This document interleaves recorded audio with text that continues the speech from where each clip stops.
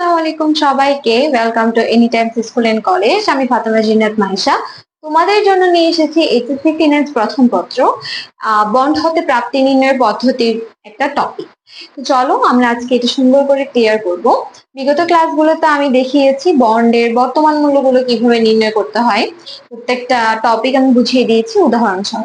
তো আজকে হচ্ছে আমি আমাদের যে অধ্যায়টা আছে, অধ্যায় 6 দীর্ঘমেয়াদী অর্থায়ন, সেখানে আমাদের দুই ধরনের অঙ্ক আসে। মানে একটা হচ্ছে বন্ডের বর্তমান মূল্য নির্ণয় করতে দেওয়া হয়, আর একটাতে দেওয়া হয় যে বন্ড হতে প্রাপ্তি নির্ণয়।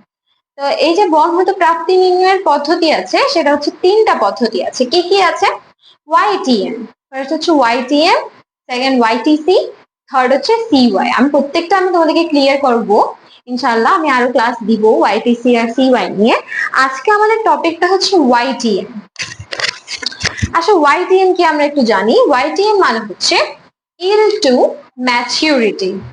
এটাকে আমরা বাংলায় বলতে পারি মেয়াদ পূর্তিতে আয়ের হার কিংবা উপার্জন হার। ঠিক আছে, তাহলে তোমাকে প্রশ্নে বলতে পারে যে মেয়াদ পূর্তিতে আয়ের হার নির্ণয় করো, উপার্জন হার নির্ণয় করো, রাইট? তো এই মাঝখানে বলে রাখি, যারা এখন আমার চ্যানেলটিকে সাবস্ক্রাইব করো নাই, subscribe to my channel, because আমি এখন অনেক সুন্দর সুন্দর ক্লাস দিব, ইম্পর্টেন্ট ক্লাস দিব, যেগুলোর মাধ্যমে তোমাদের একটা ফুল চ্যাপ্টার ক্লিয়ার হয়ে যাবে ছোট ছোট ভিডিওর মাধ্যমে। তোমাদের যেটা করতে হবে, আমার ইউটিউব চ্যানেলটি সাবস্ক্রাইব করে পাশে থেকে বেল আইকনটি ক্লিক করে রাখো, কারণ যখনই আমি ভিডিও আপলোড দিব তোমরা নোটিফিকেশন পেয়ে যাবে, এবং ছোট একটি ক্লাস করার মাধ্যমে তোমরা দেখবা তোমাদের যে ফুল চ্যাপ্টার আছে সেটা ক্লিয়ার হয়ে যাচ্ছে। তো চলো এখন আমি তোমাদেরকে দেখাবো এটা সূত্র। এখন ওয়াইটিএম এর দুইটা সূত্র, ঠিক আছে? প্রথম যেটা সেটা কিন্তু আসবেই, সেকেন্ড যেটা সেটা আমি মাত্র একটা বোর্ডে পেয়েছি, আই থিঙ্ক এটার অঙ্ক, বাট এটা এতটা আসে না, অনেক খুবই রেয়ার।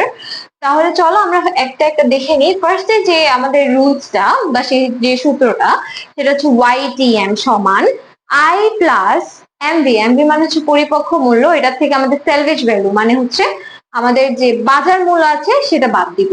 ওইটা বাদ দেওয়ার পর এন দিয়ে ওটাকে ভাগ করব। এরপর আসো এই যে উপরে জিনিসটাকে, ওইটাকে আমরা ভাগ করব কি দিয়ে? দেখো, MV plus SV divided by 2 into 100। ঠিক আছে, এটা হচ্ছে আমাদের ফার্স্ট সূত্র।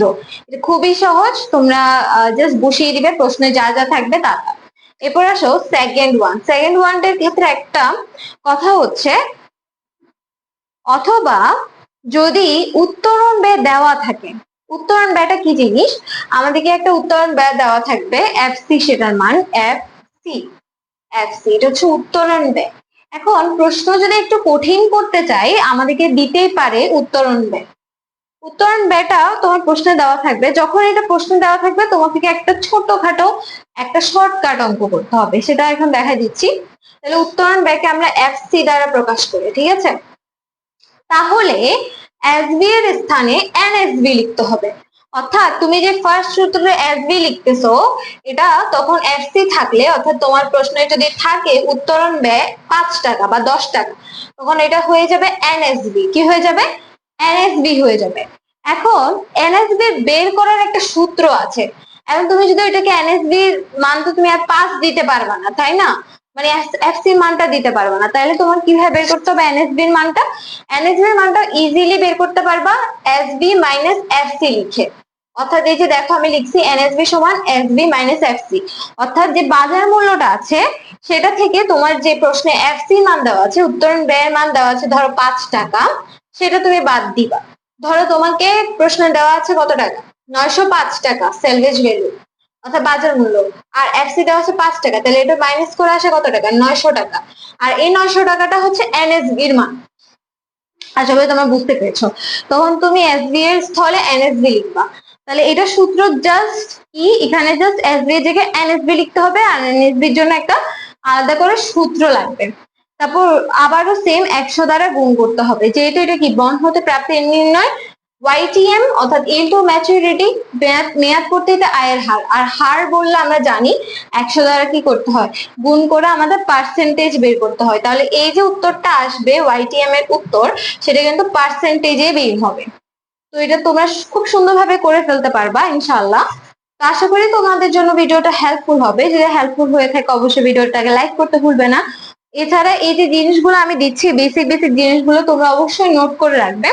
কারণ এগুলা খুবই ইম্পর্টেন্ট, এবং তুমি যদি জাস্ট নোটটা পরীক্ষার আগে দেখে যাও দেখবা খুব ইজিলি তুমি সলভ করতে পারতেছো, তোমার কাছে অনেক ক্লিয়ার হয়ে যাবে। তো আমি একটা উদ্যোগ নিয়েছি যে এতদিন আমি ছোট ছোট ক্লাস নিয়ে পুরো একটা চ্যাপ্টার আসলে ক্লিয়ার করার চেষ্টা করতেছি। আর তোমরা আমাকে অবশ্যই সাপোর্ট করবা এতে।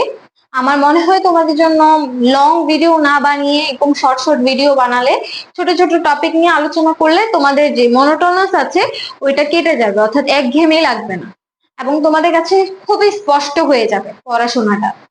তো আশা করি তোমাদের ভিডিওটি ভালো লাগবে। তো বন্ধুদের সাথে অবশ্যই শেয়ার করতে ভুলবে না। এছাড়া আমার চ্যানেলটিকে সাবস্ক্রাইব করে পাশে থাকা বেল আইকনে ক্লিক করে রাখবে, যাতে যে কোনো সময় ভিডিও আপলোড করলে তোমরা নোটিফিকেশন পেয়ে যাও। দেখা হচ্ছে নেক্সট ভিডিওতে। ততদিন পর্যন্ত সুস্থ থাকো, ভালো থেকো। আল্লাহ হাফেজ। আসসালামু আলাইকুম সবাই।